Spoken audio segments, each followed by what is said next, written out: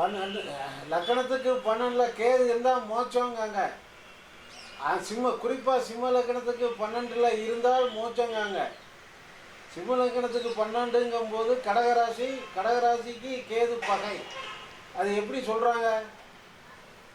கடகராசிக்கு 12ன்னு சொல்லலையே.